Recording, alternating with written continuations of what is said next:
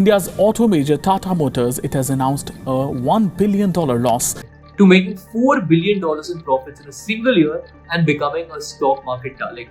Tata Motors का share अचानक से एक तेज उछाल हमने देखा अभी शेयर में। मैं जाता हूं टाटा मोटर्स के लिए। Tata Motors has Tata Motors पर टाटा मोटर्स ने अच्छी This case study is going to be especially useful for you if you're an entrepreneur, a stock market investor like myself, or a business management student or a manager in a company.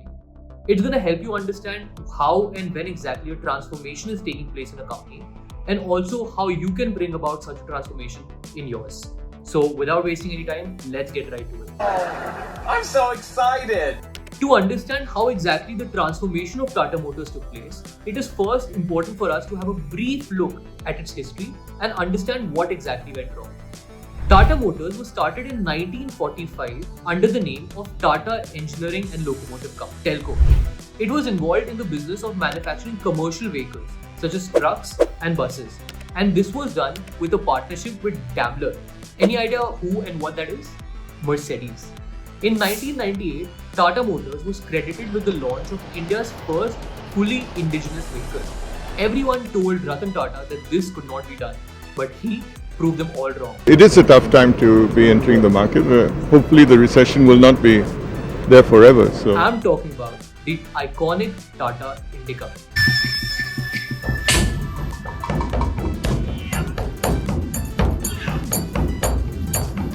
The Indica V2. This was the rise of Tata Motors. They introduced other cars like Tata Indigo, Tata Sumo and Tata Safari and established themselves as a key player in India's passenger vehicle business. In fact, they went on to command a 11.8% market share by 2012, and as a result of all of this, the stock price rallied from 30 rupees in 2003 to over 600 rupees by 2015. But this is also when the problems started to come along. One thing to note here is that in the 1990s and 2000s, private ownership of vehicles in India was very low. So Tata Motors largely catered to the fleet taxi market. But this also means that once passenger vehicles became a common thing to own in private households, say along 2010s, Tata Motors was not the primary choice because they had very old and boring antiquated designs, and also they were not known to be the highest quality. Tata Motors started losing market share to companies like Hyundai, Maruti Suzuki, Toyota and Honda. And eventually their market share fell from 11.8% in 2012 to just 4.6% by 2016. Further, Tata Motors launched Tata Nano in 2008, which was the dream project of Ratan Tata. ladies and gentlemen, thank you again for being with us. We are very pleased to present these cars to you today. However, it turned out to be a very expensive mistake. The mistake we made was to talk of the Nano being the country's cheapest car. While the real figures were never shared in public, the company is said to have lost thousands of crores, according to board member Nusli Wadia. While the passenger vehicle business was struggling, the commercial vehicle business of buses and trucks and Jaguar Land Rover were keeping the business afloat. However, starting 2017, these as well started struggling. The commercial vehicle business primarily because of its cyclical nature, and Jaguar Land Rover because of a global economic slowdown. The global economy's growth rate is expected to dip down below. As a result of all of this, the company is estimated to have lost $2.2 billion between 2015 and 2021, out of which $1 billion loss was just in 2020. What happened to the stock price? Well, it fell more than 90%, from over 600 rupees in 2015 to under 60 rupees in 2020. But just while all of this was happening, there was a transformation taking place inside the company. And this is where the German gentleman we talked about earlier and the guy in our thumbnail comes in, Guenter Butschek. And to actually take you from Oxford straight away to incredible India. Guenter Butschek joined Tata Motors as the Chief Operating Officer and Managing Director in February 2016. Prior to joining Tata Motors, Guenter Butschek had served as the Chief Operating Officer of Airbus and also worked with Daimler for over 25 years.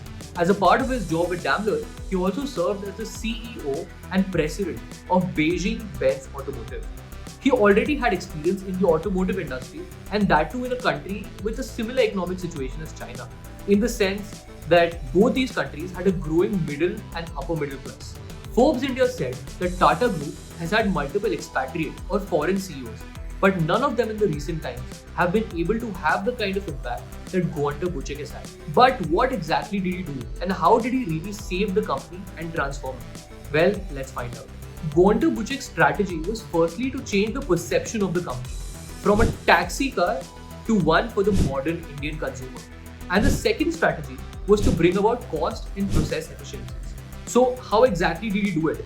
Firstly, Tata Motors discontinued all the underperforming cars like Tata Indigo, Tata Indica, Tata Nano, Hexa, Sumo, and so on. They then went on to introduce new cars like Tigor, Nexon, and Harrier. Additionally, after looking at the success of the Harrier, Tata reintroduced the classic Safari in a new avatar, basically a 7-seater version.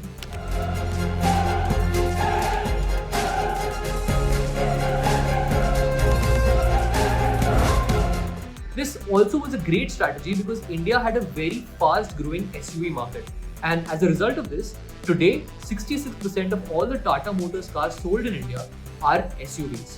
Further, Tata Nexon went on to be the first Indian-made car to receive a 5-star G NCAP safety rating. Now coming to the second part, cost and process efficiencies. Something about cars is that they are built on platforms. Tata Motors, prior to Guenter Butschek, had over 5 platforms for their cars. He brought it down to just 2, Alpha and Omega.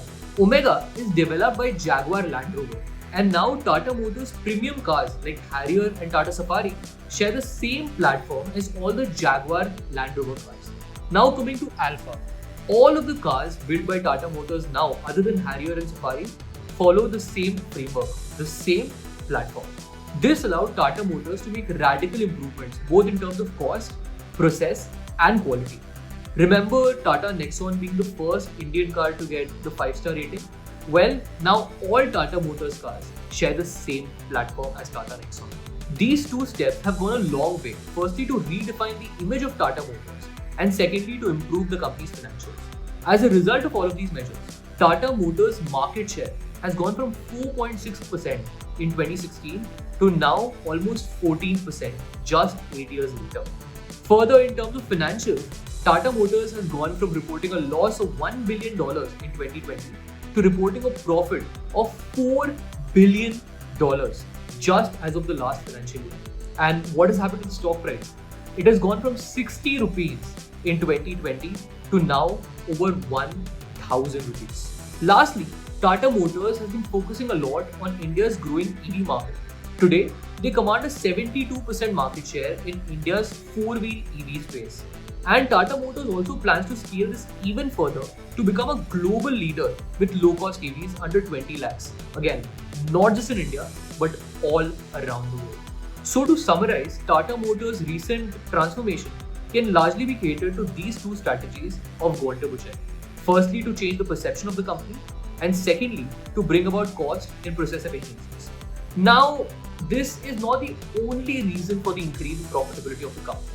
It also has to do with the pickup in the commercial vehicle and Jaguar Land Rover business. But that has more to do with the cyclicality issues in the global economy and not necessarily an inherent transformation in these companies. But anyway, I really hope you enjoyed this video, and if you did, do hit the like button. Also check out our previous case studies on the Adani Group, Reliance Industries and Berkshire Hathaway. We post such videos every Friday, so stay tuned and subscribe for more. Thank you.